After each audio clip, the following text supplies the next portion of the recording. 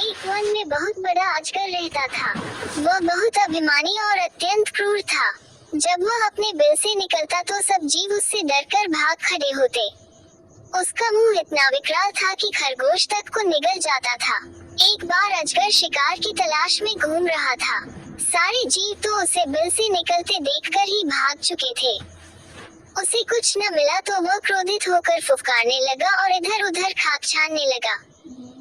वहीं निकट में एक हिरनी अपने नवजात शिशु को पत्तियों के ढेर के नीचे छिपाकर स्वयं भोजन की तलाश में दूर निकल गई थी। अजगर की फुफकार से सूखी पत्तियां उड़ने लगी और हिरनी का बच्चा नजर आने लगा।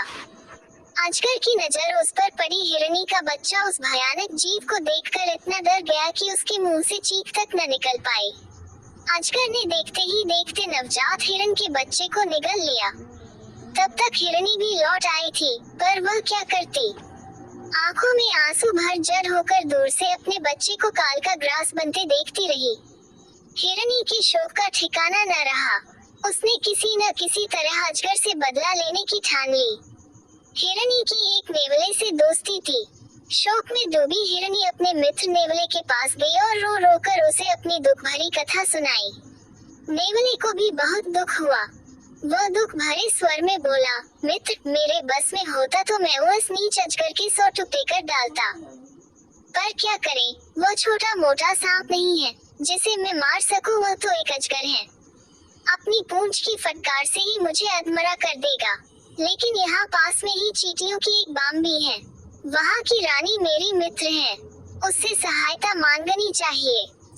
हिरनी निराश स्वर में विलाप किया, पर जब तुम्हारे जितना बड़ा जीव उस अजगर का कुछ बिगाड़ने में समर्थ नहीं है तो वह छोटी सी चींटी क्या कर लेगी। नेवले ने कहा, ऐसा मत सोचो। उसके पास चींटियों की बहुत बड़ी सेना है। संगठन में बड़ी शक्ति होती है। हिरनी को कुछ आशा की किरण नजर आई। नेवला हिरनी को लेकर चींटी रानी के पास गया और उसे सारी कहानी सुनाई। चींटी रानी ने सोच विचार कर कहा, हम तुम्हारी सहायता करेंगे। हमारी बाम्बी के पास एक संकरीला नुकीले पत्थरों भरा रास्ता है। तुम किसी तरह उस अजगर को उस रास्ते से आने पर मजबूर करो। बाकी काम मेरी सेना पर छोड़ दो। नेवले को अपनी मित्र चींटी रानी पर पूरा विश्वास था, इसलिए वह अपनी जान जोखिम में डालने पर तैयार हो गया। दूसरे दिन नेवला जाकर सांप के बिल के पास अपनी बोली बोलने लगा। अपने शत्रु की बोली सुनते ही अजगर क्रोध में भरकर अपने बिल से बाहर आया। नेवला उसी संकरे रास्ते वाली दिशा में दौड़ा। अजगर ने पीछा किया। अजगर रुकता तो नेवला मुड़कर फुफकारता और अजगर को गुस्सा दिलाकर फिर पीछा करने पर मजबूर करता।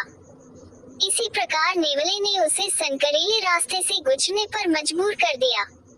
नुकीले पत्थरों से उसका शरीर छीलने लगा। जब तक अजगर उस रास्ते से बाहर आया तब तक उसका काफी शरीर छिल गया था और जगह जगह से खून टपक रहा था। उसी समय चींटियों की सेना ने उस पर हमला कर दिया। चींटियां उसके शरीर पर चका छिले स्थानों के नंगे मांस को काटने लगी। अजगर तड़प उठा। अपना शरीर पटकने लगा जिससे और मांस छिलने लगा और चींटियों को आक्रमण के लिए नए नए स्थान मिलने लगे। अजगर चींटियों का क्या बिगाड़ता। वे हजारों की गिनती में उस पर टूट पड़ रही थी। कुछ ही देर में क्रूर अजगर ने तड़प तड़प कर दम तोड़ दिया। सीखा, संगठन शक्ति बड़े बड़ों को धूल चटा देती है।